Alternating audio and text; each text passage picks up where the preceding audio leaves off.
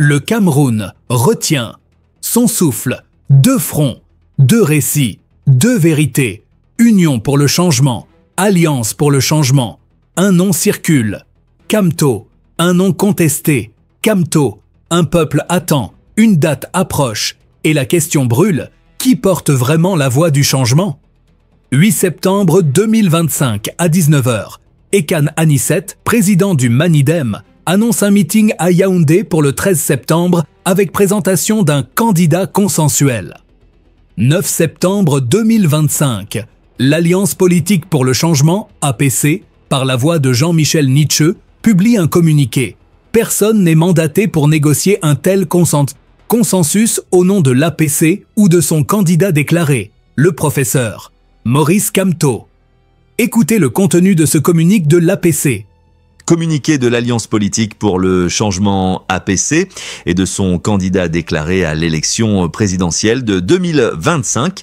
L'Alliance politique pour le changement, APC, et son candidat, le professeur Maurice Kamto, tiennent à porter à la connaissance de l'opinion publique nationale et internationale qu'aucune personne, structure ou aucun groupe n'a été mandaté par l'APC ou son candidat pour engager des discussions ou négociations en leur nom dans le cadre d'une éventuelle désignation d'un candidat dit consensuel.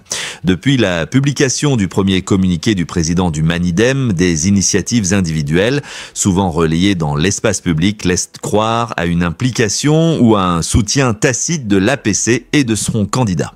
Par courtoisie républicaine et dans un esprit de responsabilité politique, l'APC et son candidat se sont abstenus jusqu'à présent de toute réaction publique afin d'éviter la confusion ou toute polémique inutile dans le contexte particulier actuel. Cependant, face à la persistance de ces manœuvres dolosives, à la multiplication de démarches non concertées et à la persistance de déclarations pouvant induire l'opinion en erreur, il devient nécessaire de rappeler que l'APC et son candidat ne sauraient être tenus pour partie prenante à des négociations ou à des arrangements auxquels ils n'ont ni participé ni consenti.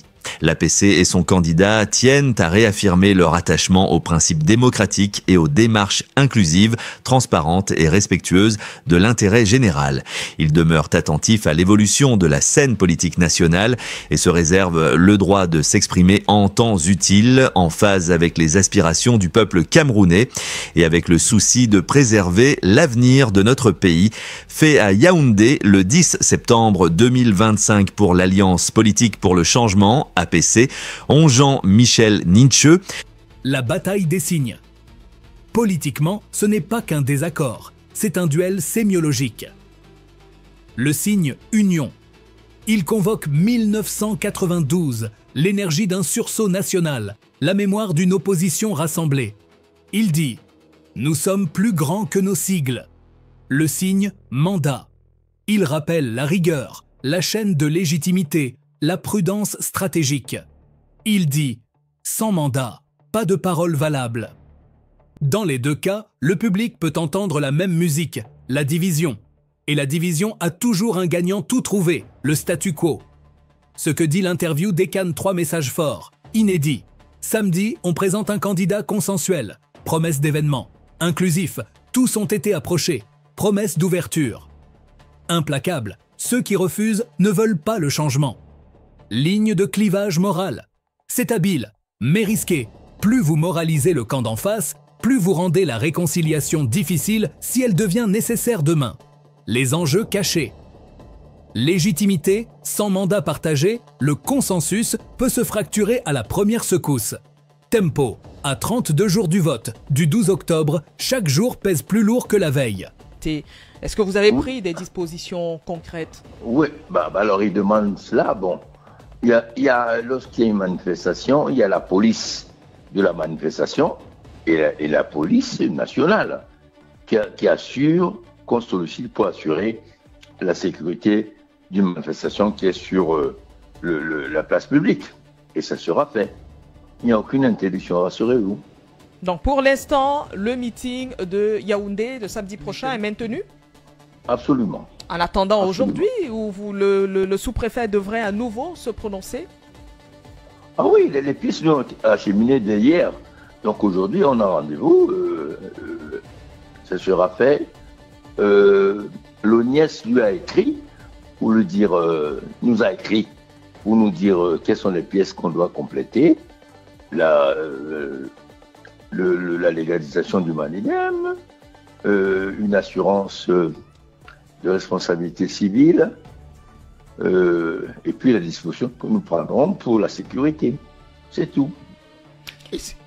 Oui, Emmanuel. Oui, Président Yekane, et si on rentrait même dans le fond de ces meetings, que vise ces meetings, qu'est-ce qu'on recherche? C'est vrai que pendant des mois, on est à la recherche du candidat consensuel et ce meeting est très attendu par l'opinion nationale et même internationale. Qu'est-ce que ce meeting va dévoiler? Bon, alors, je vais dire quand même que c'est normal que les gens s'intéressent particulièrement à ce meeting parce que ça sera inédit. Depuis 1992, jamais on n'a présenté un candidat consensuel. Il n'a jamais eu une cérémonie de présentation d'un candidat consensuel. Il y a eu des tentatives de coalition, etc., mais qui n'ont jamais abouti. Aujourd'hui, c'est certain que samedi prochain, on va présenter un candidat consensuel au peuple camerounais, aux Camerounais et à l'opinion internationale. Donc c'est inédit. Est-ce qu'on peut avoir un symbole? Est-ce qu'on peut avoir une idée des forces politiques en place? Les forces politiques qui sont autour. Mais la démarche de l'Union de Douala a toujours été inclusive, du groupe de Douala a toujours été inclusive. C'est-à-dire que tous les candidats ont été contactés. Bon, encore plus ceux qui ont été avalisés par le Conseil constitutionnel. Bon, ceux qui prétendent le contraire savent pourquoi ils racontent ce grossier mensonge. Approché plusieurs fois par plusieurs responsables du groupe de Douala, ensemble ou individuellement, à plusieurs reprises, au téléphone, en vidéoconférence ou physiquement. Donc, ceux qui racontent le contraire savent pourquoi ils racontent de grossiers mensonges. Tout le monde a été approché.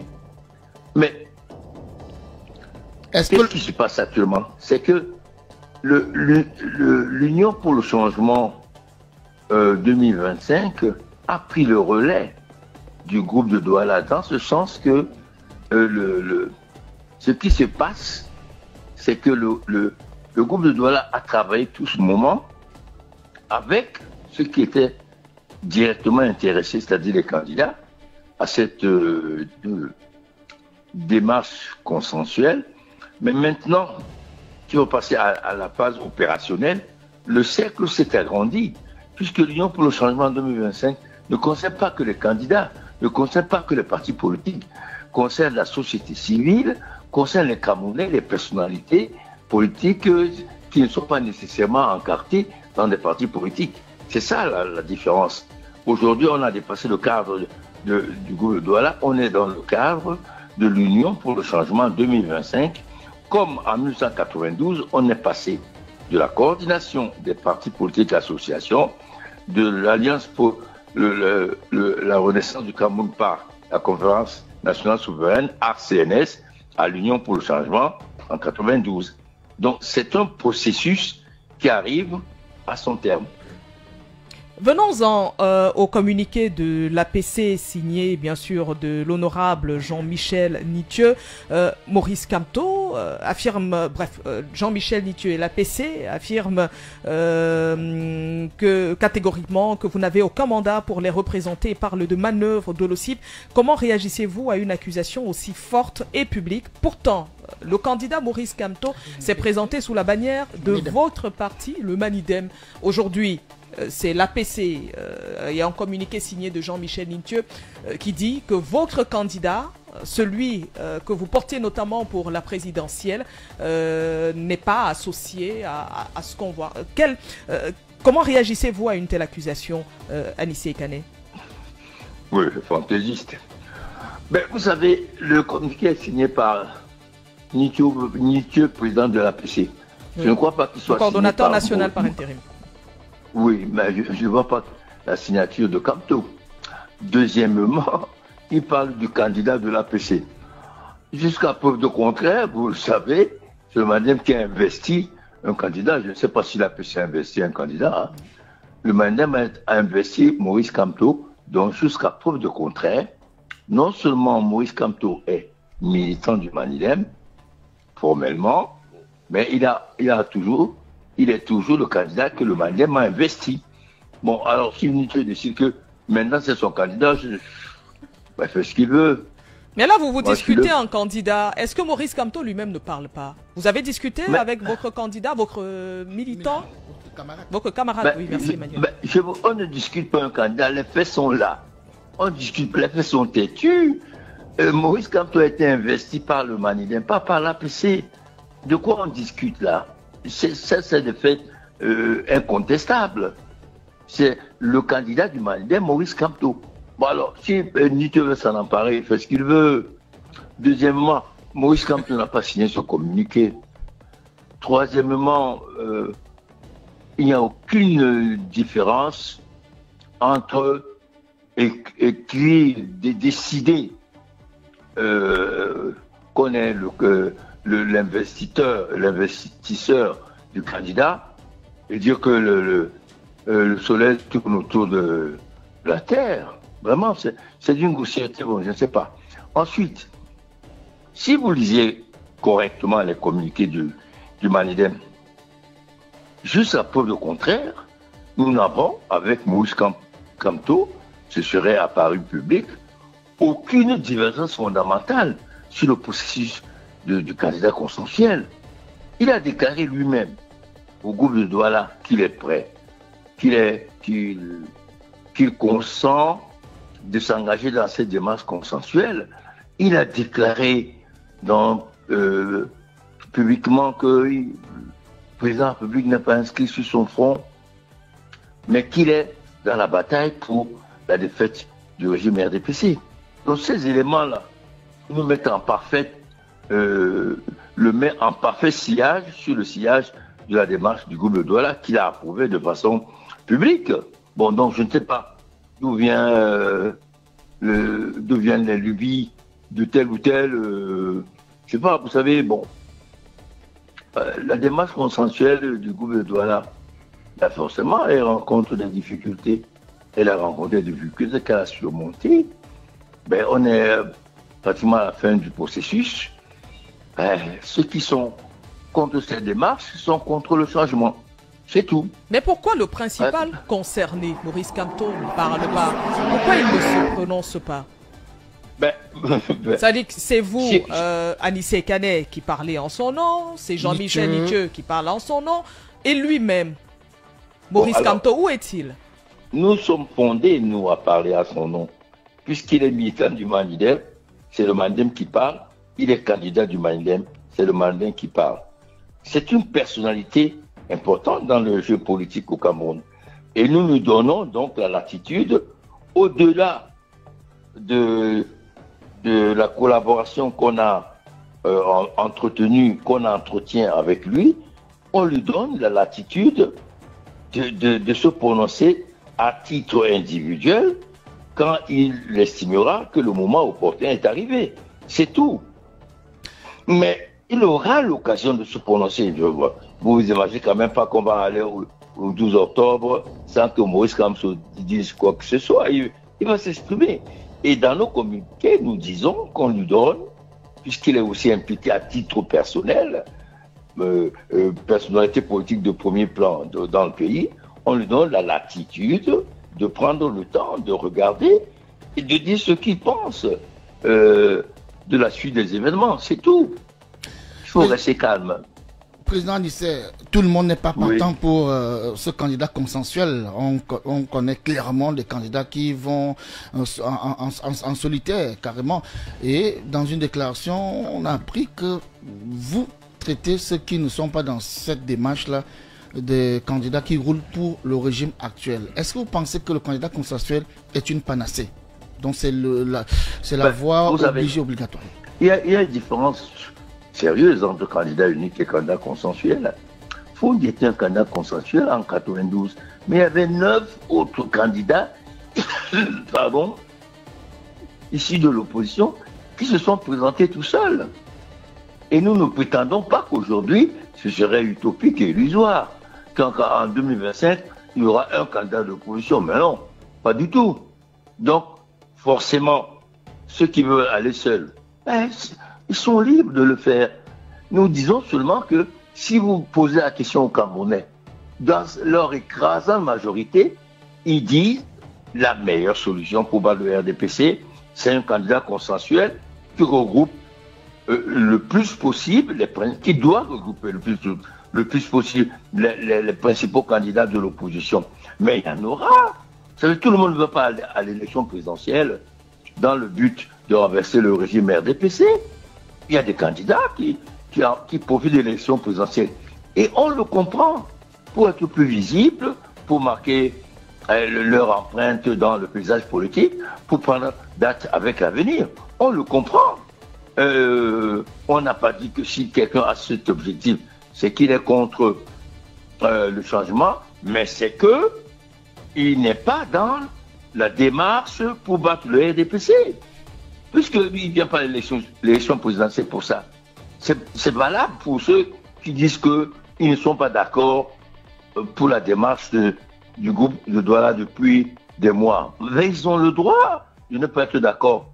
Nous prenons le peuple camerounais à témoin en leur disant, voyez les efforts que nous avons entrepris et que nous continuons d'entreprendre pour arriver à la plateforme indispensable pour battre le RDPC, c'est-à-dire éviter la dispersion des voix. Bon, après les gens se déterminent. Nous ne sommes jamais, vous me connaissez, Coco, dans les insultes de bas étage, de sous-bas étage. Bon, on n'est jamais, le Mandem n'est jamais rentré dans ce genre de démarche. Les invectives, on en a tellement eu que, bon, c'est pas aujourd'hui qu'on apprend qu'il y a des gens qui sont des ingénieurs de la vulgarité. Voilà. Anissé Kane, ce communiqué de l'APC signé de l'honorable Jean-Michel Lithieu semble quand même porter un coup dur, mais très dur, à l'idée même d'un candidat unique qui repose sur l'union. L'APC se dit le droit de s'exprimer en temps utile. Comptez-vous tenter de réouvrir le dialogue avec eux ou estimez-vous que la porte est définitivement fermée? Ben, vous savez, tout est possible ici le 12 octobre. Des désistements, des naturels ou délibérés, et les cartes sont automatiquement à ce moment-là rabattues. Il y a plein de situations qui peuvent nous amener à rabattre les cartes compte tenu des faits qui puissent survenir dans ce contexte-là. Donc, samedi n'est pas un horizon indépassable, pas du tout. Pas du tout. Jusqu'à la dernière minute, un candidat peut se désister et discuter avec la plateforme des modalités de ce désistement.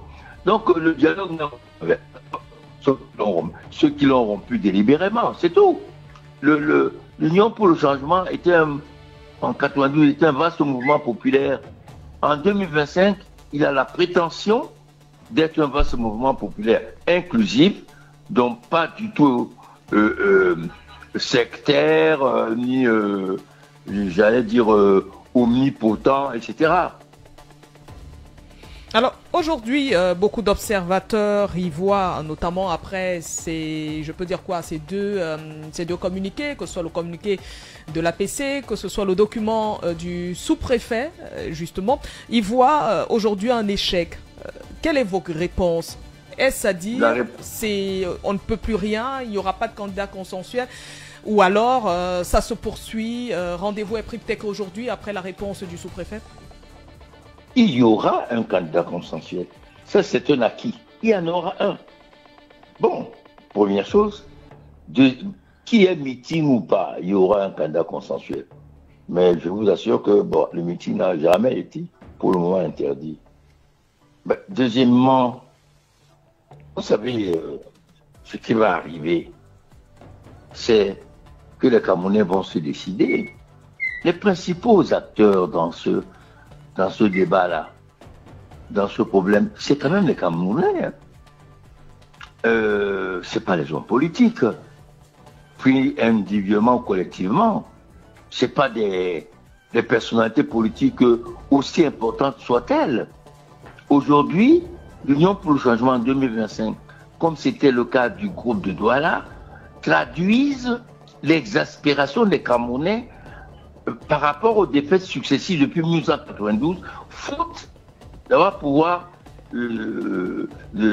au minimum dégagé un candidat à partir de la pléthore de candidats qui se présentent à l'élection présidentielle.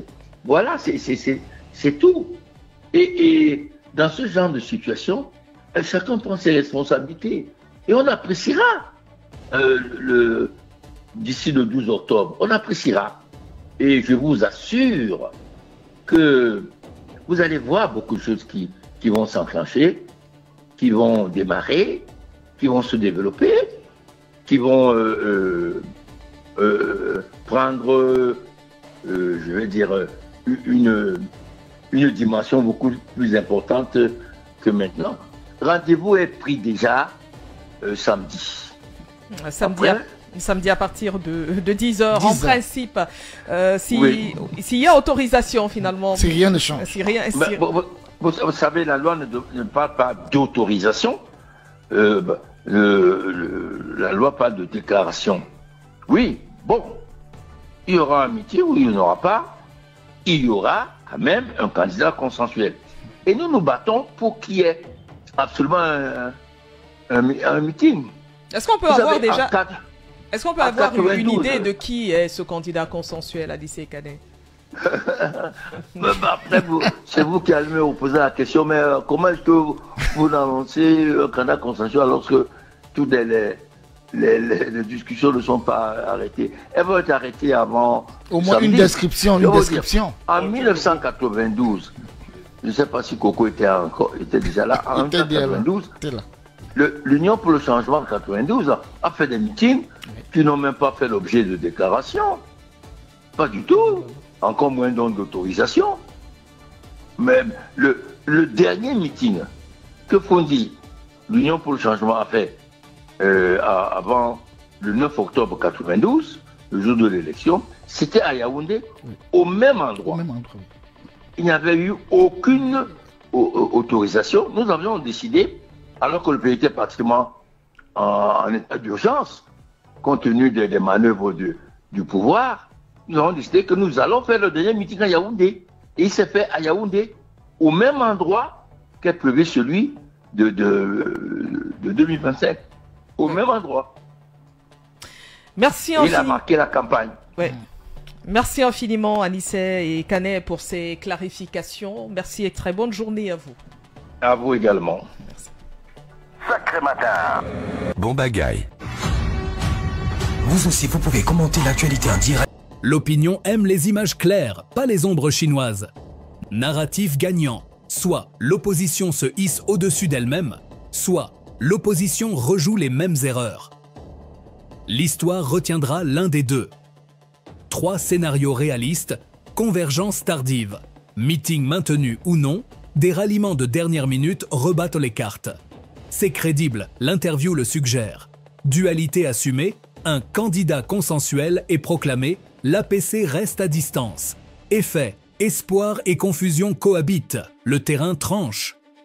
Épure stratégique, message commun minimal, programme et garantie démocratique, sans imposer un visage unique. Moins spectaculaire, mais plus soudable. Le 13 n'est pas une fin, c'est un test sémiotique. Si l'Union montre les preuves du consentement, signature, mandat, calendrier commun, elle transforme un slogan en contrat. Le meeting du 13 septembre n'est pas qu'un rassemblement politique. C'est un test. Un test pour savoir si, enfin, les opposants peuvent dépasser leurs égos, leurs rivalités et incarner l'espoir d'un changement. Mais attention, l'unité n'est pas l'unanimité. Certains candidats, comme ceux évoqués par Anissette, préfèrent marquer leur empreinte plutôt que de s'effacer. La question est simple, l'union fait-elle la force ou est-elle une illusion? La politique, c'est plus que choisir un nom, c'est choisir le sens des mots ensemble, mandat, victoire. Le Cameroun écoute, et quand un peuple écoute, chaque syllabe engage l'avenir. Restez attentifs. Dans les prochaines 48 heures, un seul geste, une signature, une phrase, un retrait peut changer la carte entière. retenez ceci, la politique au Cameroun comme ailleurs est un art. L'art de convaincre, de séduire, de diviser et parfois d'unir. Le 13 septembre, nous saurons si l'opposition a choisi la voie de l'unité ou celle, plus familière, de la division. En attendant, écoutez bien les silences. Car dans le tumulte des communiqués et des meetings, ce sont souvent les mots non dits qui crient le plus fort.